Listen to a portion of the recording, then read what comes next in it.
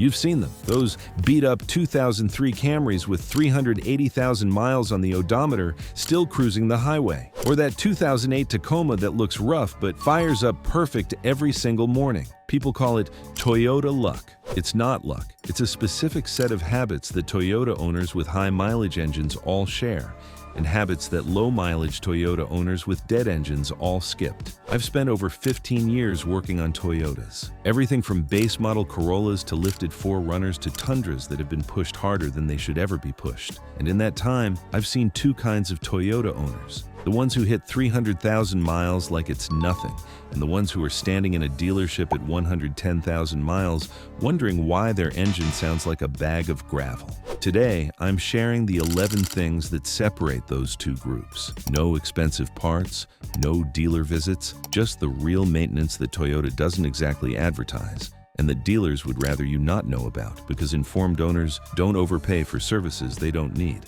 Stick around, because tip number 7 alone has saved Toyota owners I know over $4,000 in transmission repairs. Let's get into it. Change your ATF, and don't let anyone tell you it's lifetime. If you own a Toyota with an automatic transmission, Camry, Highlander, Tundra, doesn't matter, and you've never changed your transmission fluid, you are living on borrowed time. Toyota labels their automatic transmission fluid as lifetime fill. I want to be very clear about what that means. It means lifetime of the warranty, not lifetime of the vehicle, not lifetime of the transmission. I've pulled automatic transmissions apart from Camrys at 95,000 miles that looked like they were filled with black coffee grounds. The fluid was completely broken down, metal particles everywhere. The clutch packs were glazed, and every single one of those owners told me the same thing. Toyota said it was lifetime fluid. I never touched it. Here's what you actually do. Drain and fill your ATF every 30,000 miles. Not a flush, a simple drain and fill. A flush on a high-mileage transmission can actually dislodge built-up debris and clog solenoids. Drain and fill is gentler and just as effective over time. Use only Toyota Genuine Fluid, or an approved equivalent like ASIN. Do not use generic Dexron fluid in a modern Toyota transmission. The friction modifiers are completely different and you will cause damage. This service costs about $80 to $120 at an independent shop. A new Toyota transmission costs $3,500 to $5,500. I know which one I'd choose every time. Take the timing chain warning signs seriously. Most people know that older Toyotas with timing belts need that belt replaced. Fine, done. But here's what a lot of newer Toyota owners don't realize. The 2GR-FE engine, the 3.5-liter V6 that's in the Camry, Highlander, Sienna, and Venza, uses a timing chain, and Toyota told everyone chains are maintenance-free for life. They're not. The 2GR-FE has a known issue with variable valve timing oil control valves, the VVTi system, getting clogged with sludge when owners go too long between oil changes. When those valves get dirty, the timing chain tensioner loses oil pressure, the chain stretches, and when a timing chain stretches on an interference engine, the pistons meet the valves. I've seen this happen at 140,000 miles. I've seen it happen at 80,000 miles, on engines that never had a problem. The warning signs are there if you know what to listen for. A rattling noise on cold startup that goes away after 30 seconds, a P0016 or P0017 code, rough idle, slightly reduced power. If you hear that cold start rattle, do not ignore it. Change your oil immediately with full synthetic. Clean or replace the VVTi oil control valves.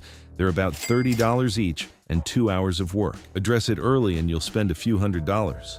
Wait too long and you're replacing an engine. Oil change intervals. Ignore the dashboard light. Toyota's maintenance reminder system is designed around a 10,000-mile oil change interval on newer vehicles. I'm going to tell you right now, if you're running a turbocharged Toyota, the RAV4 Hybrid, the Venza Hybrid system, or any GR Series engine, that interval is too long. Modern full synthetic oil is genuinely good, but heat, short trips, and the stop-and-go driving that most Americans actually do degrades oil faster than Toyota's algorithm accounts for. My rule: naturally aspirated Toyota engines change oil every 5,000 miles with full synthetic. Turbocharged or high-performance engines every 4,000 miles. The extra 2 or 3 oil changes per year cost you maybe $120 annually. One sludged engine costs you $6,000. The math writes itself. And always, always use the viscosity specified in your owner's manual. Most newer Toyotas spec 0W20. Some older ones use 5W30. Do not substitute. Toyota engines are engineered to tight tolerances, and the wrong viscosity affects oil pressure in ways you won't notice until it's already causing wear. Clean your throttle body, but do it right. Pop the hood on any Toyota with over 60,000 miles and look at the throttle body. That black carbon buildup coating the butterfly valve is restricting airflow to your engine right now. I've cleaned throttle bodies on Tacomas that were so clogged the engine was hunting at idle, struggling to hold 700 revolutions per minute. 10 minutes with a can of throttle body cleaner and a toothbrush, and the idle smoothed out instantly. Here's what most people get wrong. They use brake cleaner or carb cleaner because it's cheaper. Brake cleaner is too aggressive and will damage the throttle body's coating and the sensors around it. Use throttle body cleaner specifically. It's formulated for this. Remove the intake tube so you can access the butterfly valve directly. Spray generously. Scrub with a soft brush. Wipe clean. Reinstall. One important step that most people skip. After cleaning, you need to perform a throttle position reset. On most Toyotas, that means turning the key to the on position without starting, waiting 30 seconds, then starting normally. This allows the ECU to relearn the throttle position. Skip this step and your idle will surge and hunt for the first few days. Dealerships charge $150 to $200 for this service. The can of cleaner costs $8. The spark plug secret Toyota doesn't advertise. Toyota says Iridium spark plugs last 120,000 miles, and technically, they're not wrong. The plug will survive that long. But surviving and performing optimally are two very different things. I've pulled 100,000-mile plugs from 2.5-liter Camry engines that were so coated in carbon deposits, the electrode gap had grown from the factory spec of 0.044 inches to nearly 0.060 inches. That enlarged gap makes the ignition coil work harder to fire the plug. Over time, coils fail early. Fuel economy drops, misfires begin. My recommendation: replace plugs at 60,000 miles regardless of what the manual says. Use NGK or Denso Iridium plugs to Toyota's exact specifications. Do not buy the cheapest plugs on Amazon. And here's the tip most people miss: apply a tiny amount of anti-seize to the threads. Toyota's aluminum heads can bond with steel spark plugs over time, especially in climates with temperature swings. I've had to extract broken plugs from Camry heads because someone ran the original plugs to 120,000 miles without anti-seize. That's a $400 to $600 repair just to remove a broken plug. A dab of anti-seize prevents all of it. If you've made it this far, you're exactly the kind of Toyota owner this channel's made for. Hit that subscribe button right now. Every week I'm sharing the real maintenance knowledge that keeps Toyotas running past 300,000 miles. Now, let's keep going, because the next tip is the one dealers really don't want you to know about. The differential and transfer case fluids nobody talks about. If you drive a Toyota 4WD or AWD vehicle, 4Runner, Tacoma, Tundra, RAV4, Highlander, you have differentials and a transfer case that are filled with fluid right now that has probably never been changed. I've drained rear differentials from 80,000-mile Tacomas that looked like chocolate milkshake. Metal particles, moisture contamination, broken down gear oil that couldn't protect anything anymore. That fluid was supposed to be protecting $2,500 worth of gears. Change your front and rear differential fluid every 30,000 miles. Change your transfer case fluid every 30,000 miles. Use Toyota Genuine Gear Oil or equivalent GL 580W90. This is especially important if you've ever driven through water, towed regularly, or gone off-road. Water intrusion through the axle vents contaminates the fluid faster than normal use. Each drain and fill takes about 20 minutes per location. The fluid costs maybe $25 per differential.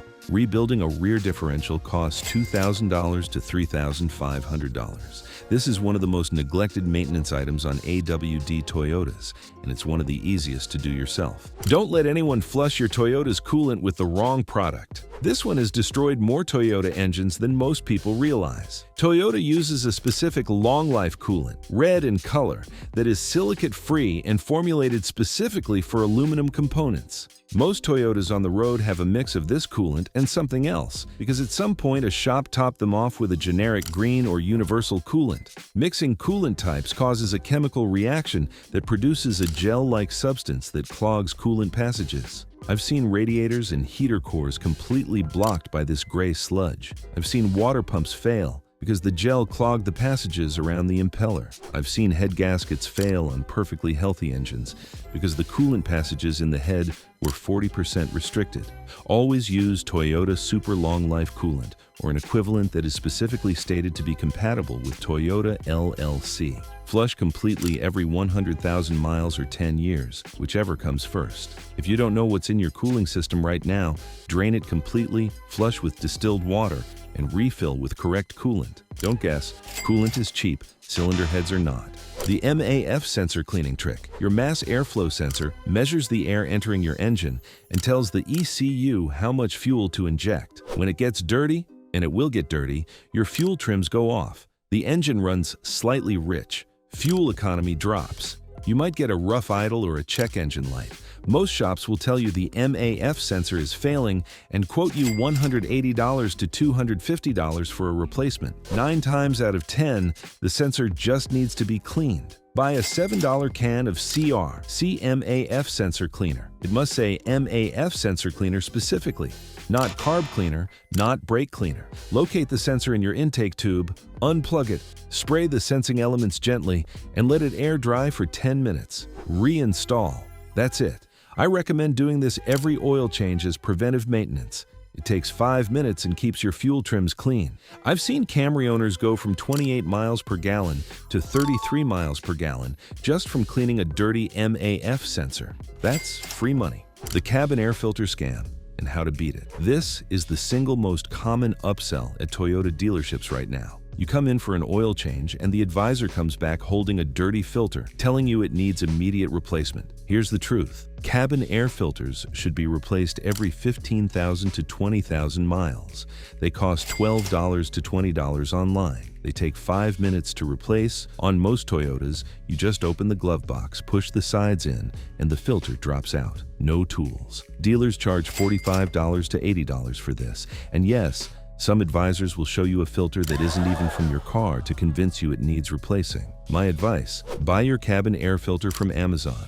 Watch a 3-minute YouTube tutorial specific to your model and replace it yourself twice a year. You'll never pay dealer prices for this again, and you'll know exactly what went in your car. Warm up and cool down properly, especially on turbocharged models. The Toyota RAV4 Prime, the GR Corolla, the GR86, turbocharged Toyotas are becoming more common. And turbocharger care is something most owners have no idea about. When you park a turbocharged Toyota immediately after hard driving, the turbo is spinning at up to 200,000 revolutions per minute, and the exhaust side is glowing hot. If you shut the engine off immediately, oil flow stops, but the heat doesn't. That heat bakes the oil inside the turbo bearing housing into varnish. Over thousands of cycles, this deposits build up, and the turbo bearings wear prematurely. The solution is simple. After any spirited driving or highway use, let the car idle for 60 to 90 seconds before shutting it off. This allows oil to continue circulating and carry heat away from the bearing. On cold starts, drive gently for the first 5 minutes. Don't push a cold turbocharged engine hard before the oil has reached operating temperature. These habits cost you nothing. A turbo replacement on a GR Corolla costs $1,500 to $2,500 plus labor. The brake fluid truth they don't tell you. Brake fluid is hygroscopic. It absorbs moisture from the air. Over time, moisture content rises, the boiling point drops, and under hard braking, you can get brake fade. In a heavy vehicle, that's genuinely dangerous. Toyota's official recommendation is to inspect brake fluid condition at every service, but inspect is vague, and most shops don't actually test it. They just look at the color and move on. Here's my rule. Replace your brake fluid every 2 years, regardless of mileage. A full brake fluid flush at an independent shop costs $60 to $100. Brake fluid itself costs about $10 a bottle. If you're comfortable bleeding brakes yourself, this is a very easy DIY job on Toyotas. The symptoms of moisture-contaminated fluid include a spongy pedal feel, reduced braking performance during repeated hard stops, and in severe cases, a brake pedal that sinks under sustained pressure. If you notice any of these, replace the fluid immediately and have your calipers inspected. This is especially important in humid climates and for anyone who does mountain driving or towing.